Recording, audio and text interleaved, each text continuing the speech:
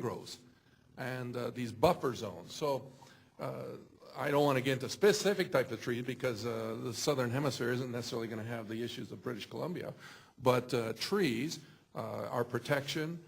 They have the opportunity to help us with conservation, and they also have the opportunity to help us with the elementary basis of livelihood. Thank you. Ahmed Nassim, Minister of State for Foreign Affairs in the Maldives. Thank you, David. Thank you. Is it? Yeah. Thank you. I have a small statement which I'd like to make. Thank you, David, and thank you. I wish to thank the Global Humanitarian Forum for organizing this focus session as well, and for convening the groundbreaking second annual forum on climate justice. As this conference has already shown, climate change is not a scientific scenario or future projection. It is happening now and is already undermining the lives of millions of people around the world. Although all of us are affected, the poorest and most vulnerable, including small island states like us, stand to lose the most. Even today, houses in the Maldives are falling into the sea due to coastal erosion. Fish stocks are dwindling as the migratory patterns have changed due to unpredictable weather patterns, changes in temperatures, and our prized coral reefs, due to the rise in temperatures, are experiencing bleaching. And we experienced this very much in the last, what do you call this, sea temperatures going up. El Nino. El Nino, yeah, El Nino. And food production in the country is also being undermined because of the salt being seeping into our ground. And very few islands today have drinking water. And we are harvesting rainwater. At the same time, we are also desalinating water in Maldives. These are all expensive and costly enterprises. By the end of this century, more frequent and more powerful tropical storms will happen. It's already happening, and it's bound to happen more frequently. Higher sea levels also we will experience, regular flooding, coastal erosions, and that could leave Maldives, large part of Maldives, many islands, where people will have to move on to other safer islands. Climate change represents mankind's historic rejection of the principles of sustainable development. It is the ultimate and tragic representation of mankind's tendency to see economic growth, social equity, and environmental protection not as mutually dependent and mutually reinforcing pathways to the common goal of sustainable development, but rather as competing priorities in a zero-sum game of winners and losers, of haves and have-nots. Earlier this year at the Delhi Sustainable Summit, I stated that no country feels this conceptual failure greater than the Maldives. A country consigned under the current rules of the game to live perpetually among the losers and the have-nots. Those rules, despite 20 years of Maldivian and small island states' diplomacy on the issue of climate change, state that economic growth in one part of the world is tradable against social and environmental degradation in another. Less fortunate parts in the world. In the case of Maldives, this deeply unethical trade-off reaches its zenith in a situation that could conceivably see, within a generation, my country pay for the pursuit of wealth in the developed world by forfeiting our very right to exist. This is not a sort of scenario. It is a thing that really could happen. I made these points not to bemoan our historic failure over climate change, but rather to point the way towards our future success. For if sustainable development theory offers a way to understand the extent of our short-sightedness, it also provides us with a clear policy framework to conceive and plan a brighter and more equitable future in which we can, to quote Brundtland Report, meet the needs of the present without compromising the ability of future generations to meet their own needs.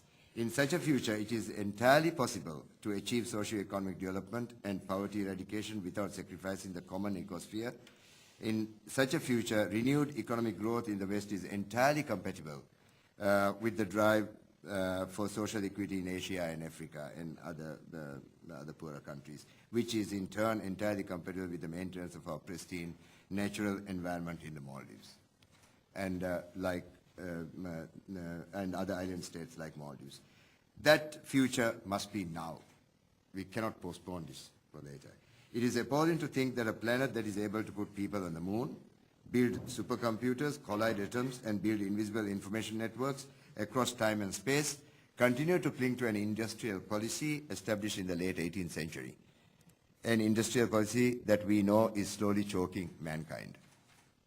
It is equally appalling as well as deeply unethical that the rich world continues to ignore the clear warnings of scientists, warnings which tell us that if we are to limit temperature increases to 2 degrees and sea level rises to less than 1.5 meters, we must cut greenhouse gas emissions by 50 to 85% by 2050.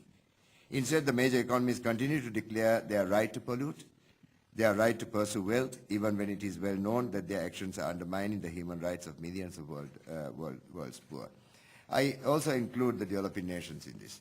I include the developing nations and the developing countries, major countries like China, India, Brazil, and other countries cannot turn around and say, because the West polluted the world for 150 or 200 years, that we have a right to do so, and that total responsibility must be vested with the developed world. No, I don't think so. I think we have to be ethical. I think we have to be reasonable. I think we have to be, we don't have to be stupid. It is time to move beyond this status quo towards a new, safer, cleaner future. To do so, we must break down the barriers of mistrust that continue to plague international efforts on climate change by recognizing that it is a common problem and thus requires a global response.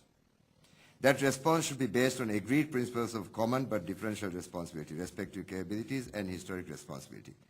But it should also be based on universal understanding that we all, developed and developing, stand to gain from moving as quickly as possible to post-carbon world where development and wealth are not driven by burning finite sources of energy drilled from the ground, but by harnessing new sustainable sources of energy, given by, not stolen from nature.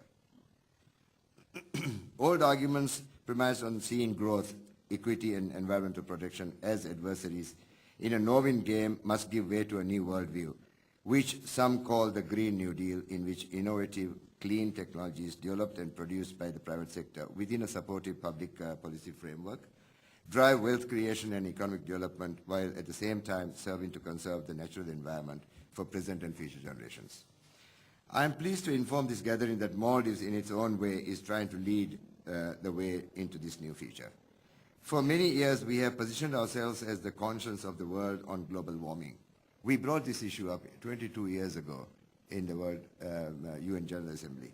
Today the new government of Maldives is determined also to lead by example.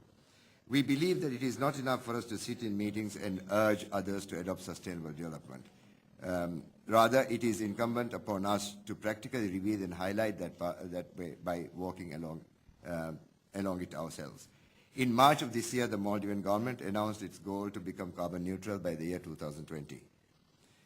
At one level, this decision was a call to arms, a rallying cry to other countries around the world that if Maldives, a small island state with limited resources and which produces less than 0.01% of global greenhouse gas emissions, can see the future and move towards it, then so can they. At another level, the new policy also makes hard-headed business sense.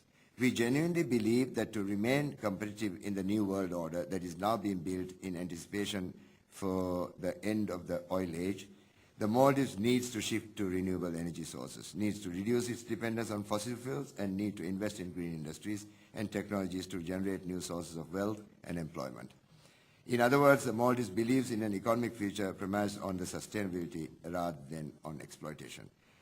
Nor are our words empty. We are already busy turning the carbon neutral vision into reality. We have established advisory council on climate change, drafted a carbon eco plan, and begun to realign all of our policies, procedures, and regulations to incorporate carbon neutral goals.